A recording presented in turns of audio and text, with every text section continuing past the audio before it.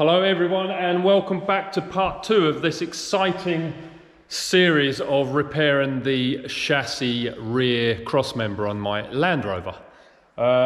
In the last video I removed this, I cut this off from the back of the Land Rover, and I have decided that because it's so badly rusted, I'm going to make a new one.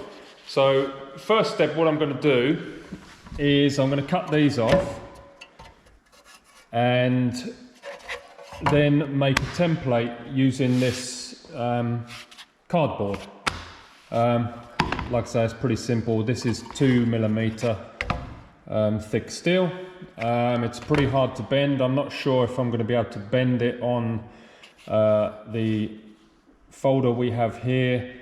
So I haven't decided yet whether to heat it up, fold it over, or cut separate pieces and just weld them together. It might be actually quicker. It's not the right way to do it, but you know, you've got to do what you've got to do sometimes. So first off, I'm going to cut these bad boys off.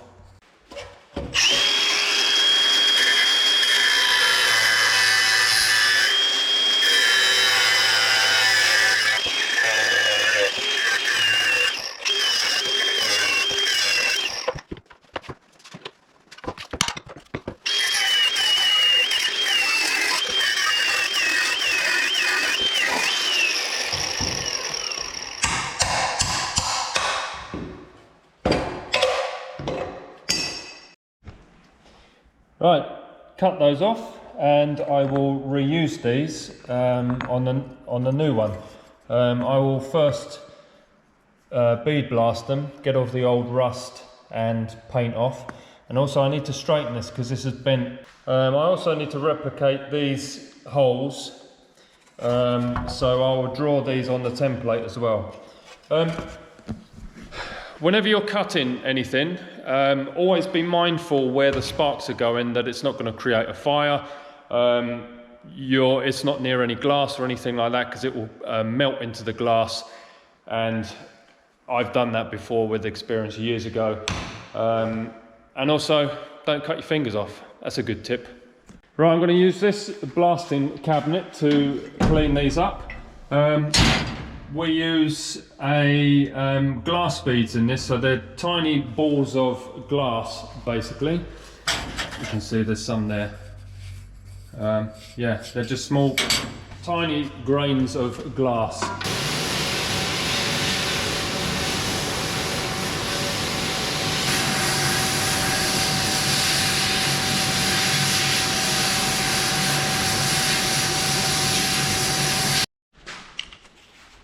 So there we are, all the rust and old paint has been removed. The glass beads come in various grades, from coarse to fine, depending on what type of material you want to remove. We have quite fine grain because we normally only use it for light stuff like this. Next I'm going to just take off the rest of these old welds, so it's a flatter panel to make a template from, and for that I'm going to use this flappy abrasive disc from Worth.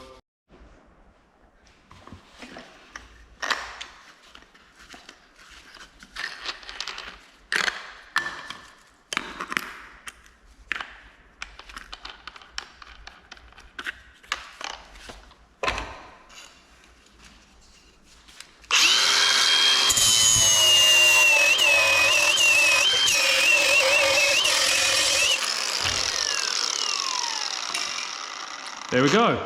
So next, we can lay this down and scribe around it with a pen. Okay, what I've decided to do is I am unable to make both of these bends in the folder, because once you make one bend, you can't fit this piece in the folder to make the second piece. It's just not possible with the type of folder we have. So what I'm going to do is I'm going to make this piece and try and fold it and then I'll make this piece separate and then weld it along there, and then finally make the piece to fit in there and then spot weld it. So let's make a template.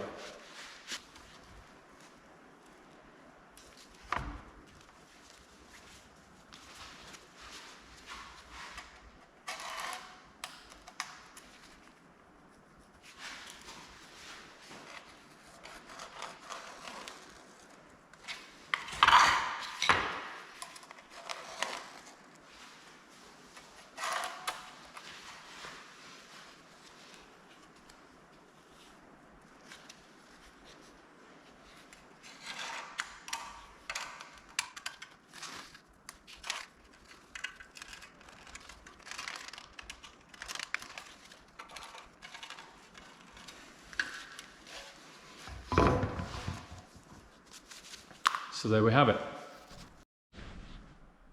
Right, now I'll move over to the guillotine. I use this for cutting the sheets of steel or aluminium, whatever I'm working with, but it's also really good for cutting card. So I'm going to use this to make my life a bit easier.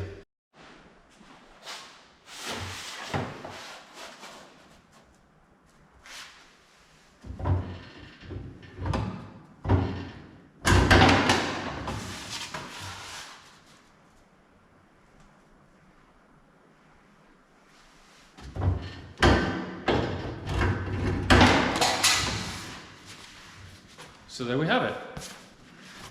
And now I'm going to use a folder to put the fold in this.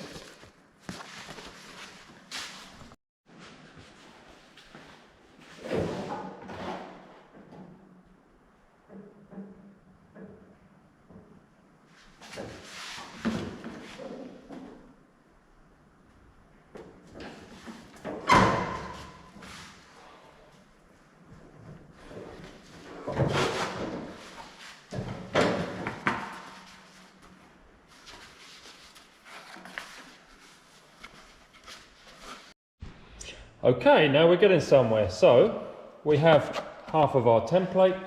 So I could actually just go ahead and cut the steel out with this piece, but I'll make the rest of the template and then we'll cut some steel. Okay, here's a handy tip. I couldn't get the biro in there to mark out where that hole is on the inside, because obviously there's no room. So I basically just pushed it with my dirty gloves, and you can use a hammer or something, a piece of wood or something like that, and then if you look on the other side, it's transferred the mark on the inside. So now I can just draw around that and it's in the perfect place. So there is our template in two pieces. I've just marked this with a biro so we know that these two go together this way round, and I've left a little bit on the edges here because I'll probably have to adjust it a little bit, grind it down to fit on the chassis. So that's why I've just left that like that. Now we can cut the steel and try and get this bend on the folder. Let's see. Right, so here we have our 2mm thick steel and our templates. So, obviously always try and find the best way to fit these on your steel so you get the least waste, but unfortunately it's just not quite wide enough. But we can put it this way, or maybe yeah, that doesn't really help either. Okay, so we'll just have to put it this way. So to save a bit of effort, this is a straight edge, so I'll line this up with there like that, and then I'll use these awesome magnets, hold it in place, and then I can scribe around it with my scriber. You can use a Sharpie as well, but This is a little bit more precise, unless you use a fine marker.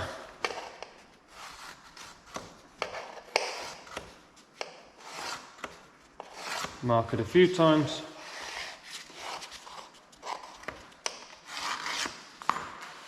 I will go ahead and cut this one out, and then we'll do that one afterwards. So there we have it. Now I just need to mark out where these holes go. I'll use a punch to mark the center of these holes. And then I will have to, well, I'm going to try and see if I can fold this. And then we shall weld that on like that. And not to forget, we need to make this insert panel as well. Normally, to drill larger holes like this, I use a set like this. They call them Christmas trees because of obvious reasons, but this only goes up to 30 millimeters. And these holes are, I just measured 43. And this is the solution, but I hate these things. They're really aggressive and leave nasty rough edges, but that's what I have, so that's what I'm going to use.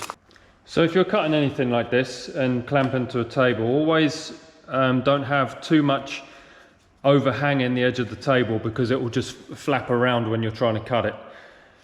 This is the big hole, and these four are for that handle, so let's drill it.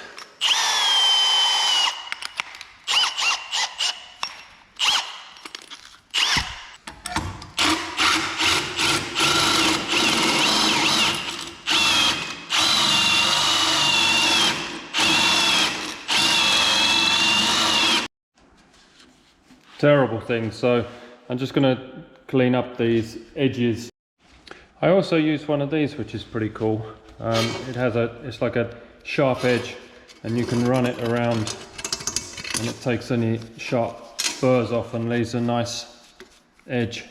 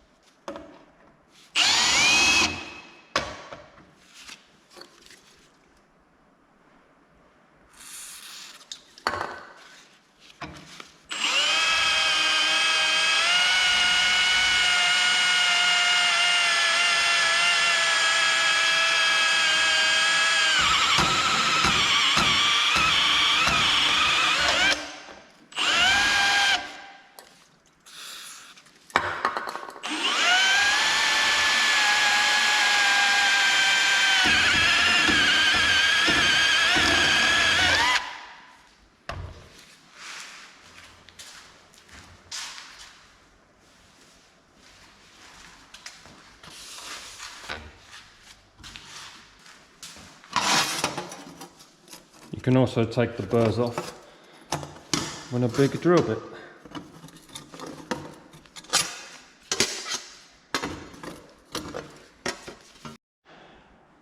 Okay, now we have our piece ready to be folded. You always have to make sure that you're going to fold it the correct way, obviously. So this one folds this way, and that matches where our holes are, and that's where I made the scribe line.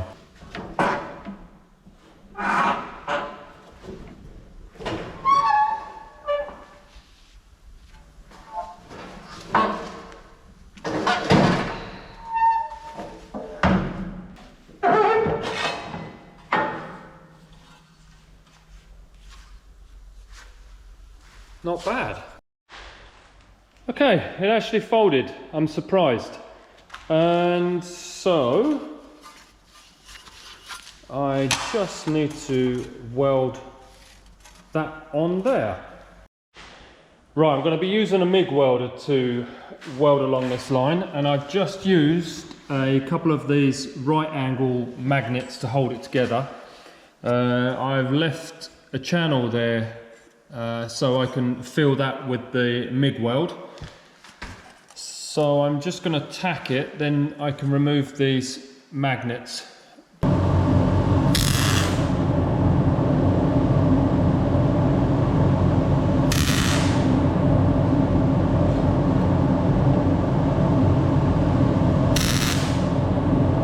Now I've put a few tacks on there and it's one piece, I think we should go outside and check it against the car. Will it fit? Oh, look at that. Isn't that a beauty?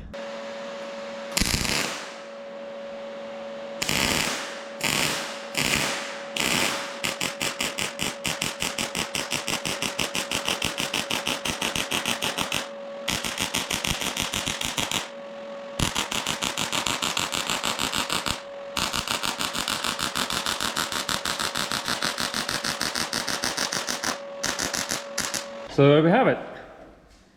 I burnt it in a little bit hotter to get good penetration on the other side, and now I just need to grind this off.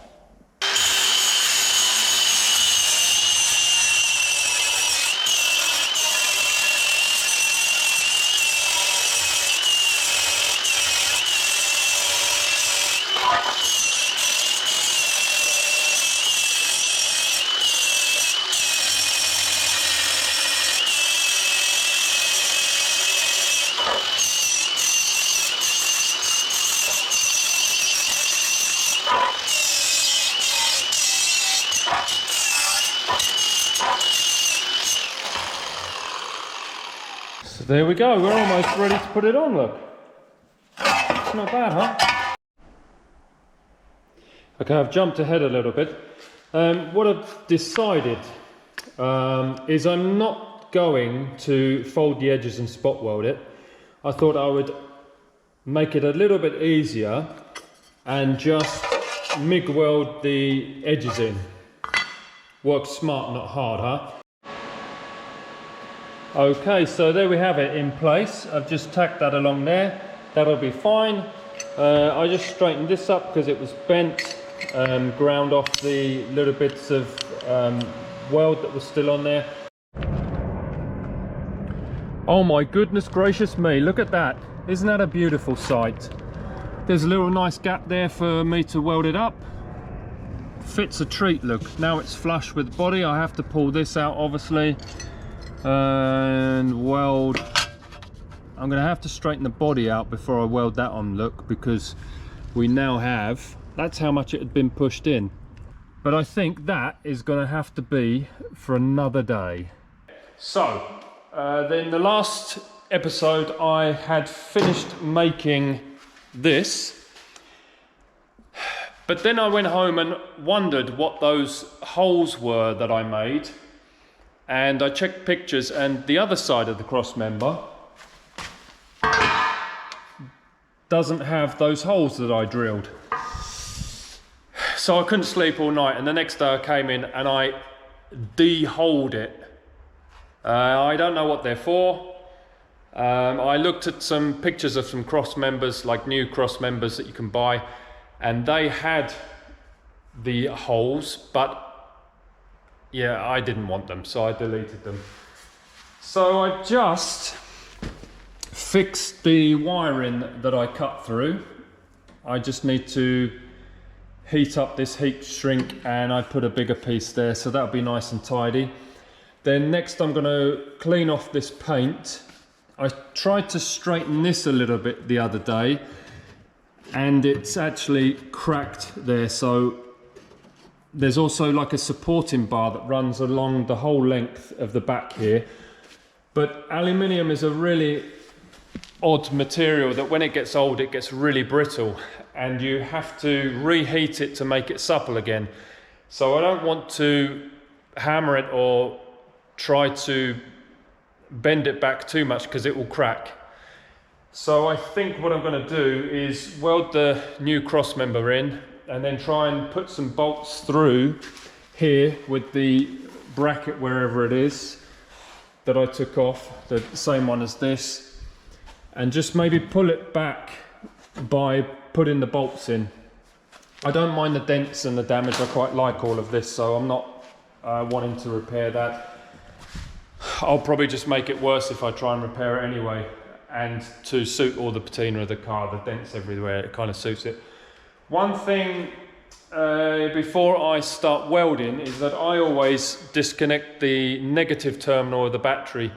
I think it's something I was taught when I was studying like 20 years ago, and it's a very good idea, especially on modern cars, because if you're welding on modern cars with a lot of electronics, sensitive electronics like ECUs and stuff like that, the surge of power, because using a welder is actually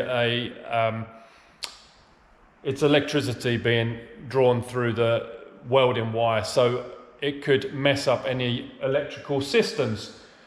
Not much going on in an old Land Rover like this, but I always disconnect it anyway, just to be on the safe side. So that's the first thing I'm going to do. Then I'm going to heat up the heat shrink on the wiring, and then we'll get going.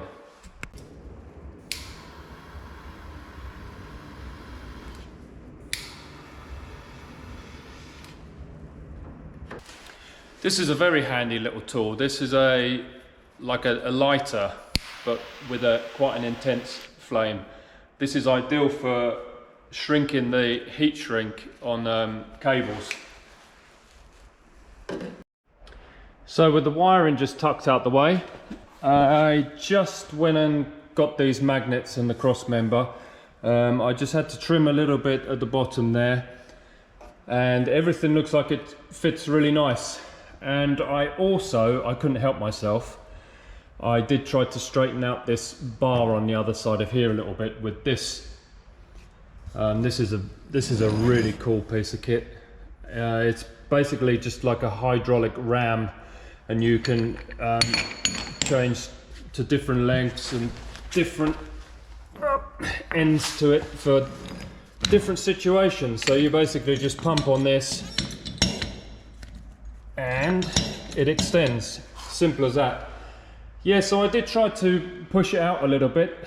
It did move, but like I said, it's really stiff and brittle, so I didn't want to push it anymore. This is actually pretty cool. Look, I just managed to sneak the Landy in next to my 65 there. It's the first time they met. Oh, isn't that nice? German and British. Anyway, I would like to take this opportunity to say thank you so much to my subscribers. Today, I actually have 500 subscribers, which is amazing. I'd like to thank my mum, my dad, sisters, aunties, uncles. No, there's not 500, is there? So there must be some people really enjoying these videos that I'm putting together, and it keeps me going. Also, I've had some really, really nice comments saying that these videos have helped people with their restorations or whatever they've been doing. And so that's really nice. I'm very grateful. So enough of that. Let's crack on, shall we?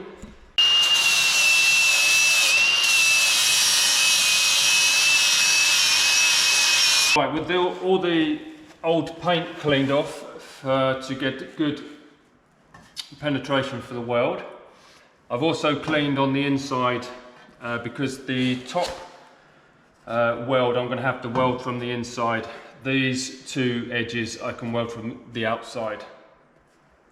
I've just lined it all up with these magnets. Everything looks pretty good. So let's get the welder out. So you basically have this earthing strap, and this enables a circuit connection for welding. So I'm just going to put it on this towing hook.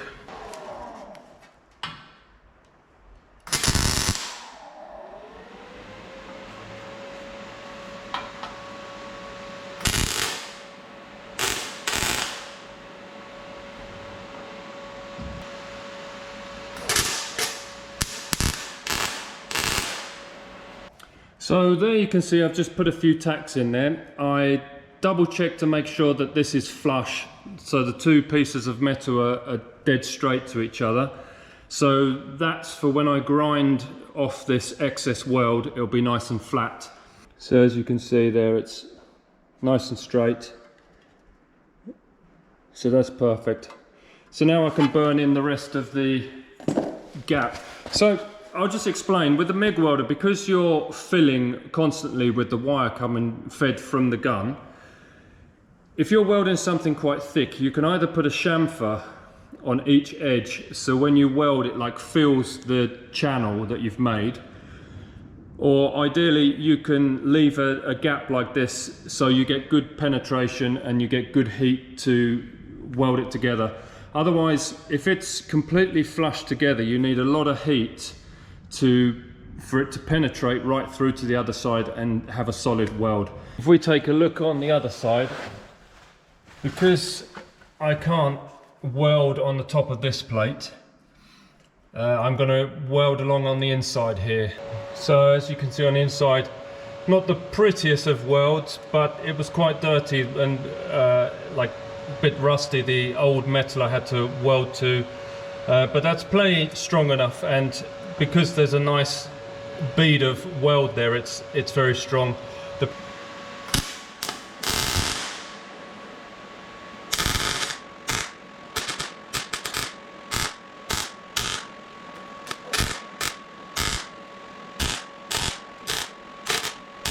So let's take a look. So there we have it. Good penetration, I think. Also underneath, and then we can see inside that it's penetrated really well.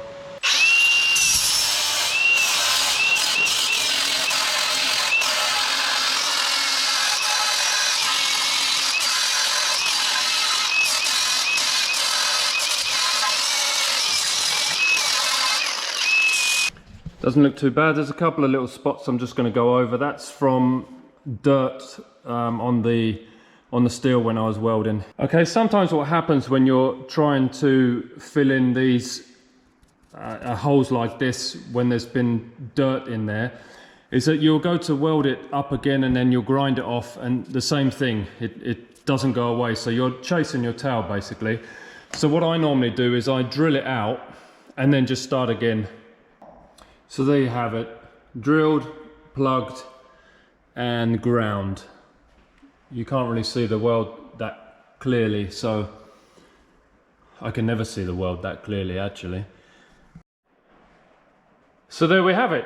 I just went over this with a sander disc like this, 60 grit, and yeah, the weld is not that visible, so that's brilliant. So next I will, it went that way. So next I'm going to put 2 bolts through there, so I know it's exactly lined up where it needs to be, and then I'll weld around this. I just went to get some longer bolts because this is pushed in. The original length bolts are probably not long enough, and I got some big like penny washers to put on the other side to give more support when I tighten it up. So let's see if these are long enough.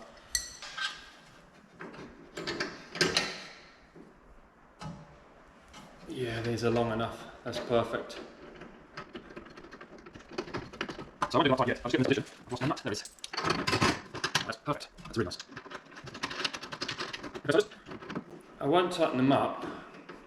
I just get them into a position so this lays nice and flat against this new panel, and then I'm going to weld it up.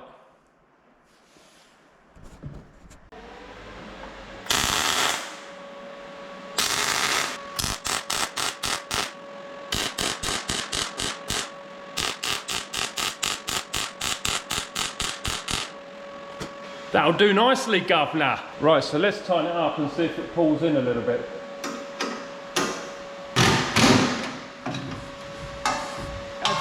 It actually did look. Oh, that's super cool.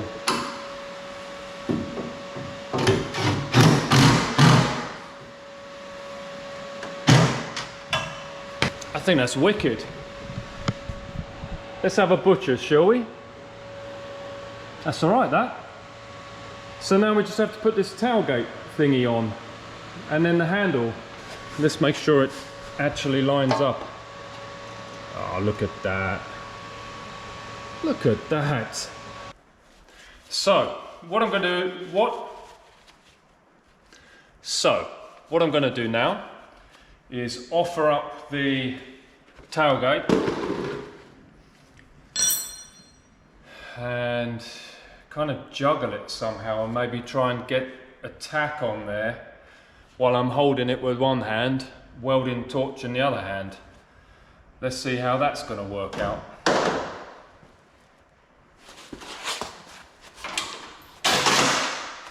Let's turn the welder on and get my welding gloves on,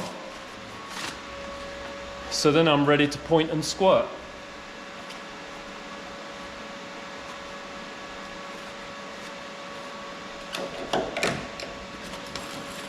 Torch to the ready, bracket to the ready, and it goes that way round.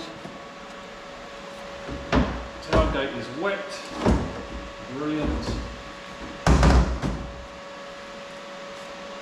Yeah, if you wonder why I'm inside today, it's because it's raining again. And it's not like I mind getting wet or anything, it's just that I'd rather be in here. It's because of the welder works better when it's dry.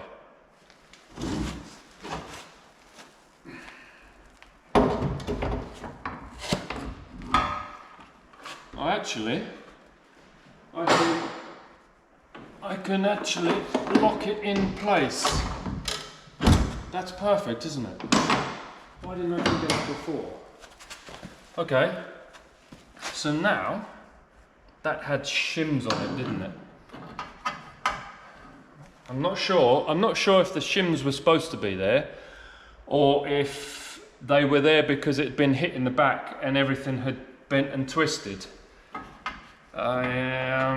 But considering where the hole is for the split pin, I think they probably should be there, so I'm going to put them back. Doesn't matter if they should or shouldn't be there anyway.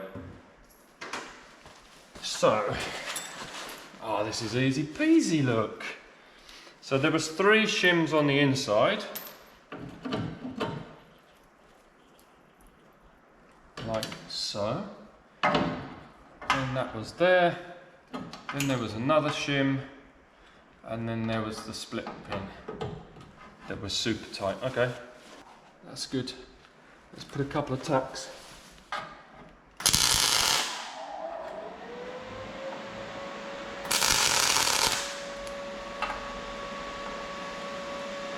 I guess I should test, before I put any more tacks, I'll just test to make sure it opens and closes.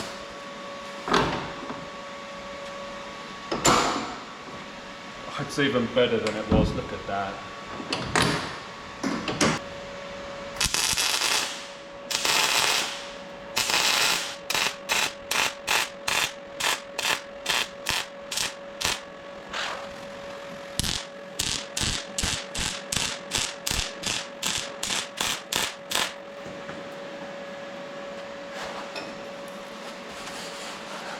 Yeah.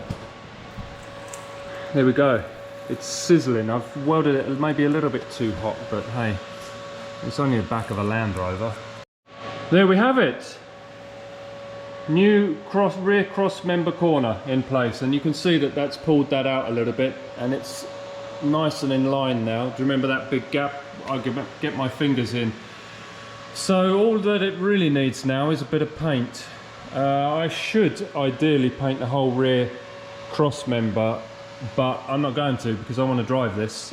I haven't been able to drive it all week, so I'm itching to drive it. And I mean, look at the thing, it's not supposed to be perfect. Crocs. So there we have it. It's done. Not bad, huh? The only thing I regret not doing, and I actually did think about it, is I wish that I'd painted this whole panel inside before I fitted it, and just left like some paint off from where I had to weld it, because I can't get the spray can obviously right inside. But what I'm going to do is I'm going to get one of these like undersill paints with the squirty nozzle, and I can spray it through these handle holes and get some paint on the inside, so I will sort it out. But I did think about painting it before I fitted it, but I didn't do it. But not to worry, it's no big deal. I mean, this is going to last for years, even if it wasn't painted. But so there it is. The only paint I could find was actually some shiny paint that I had in the cupboard.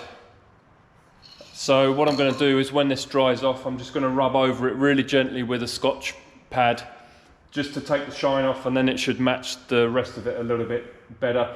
Or maybe later on I'll paint the whole rear cross member. Let's see how it goes.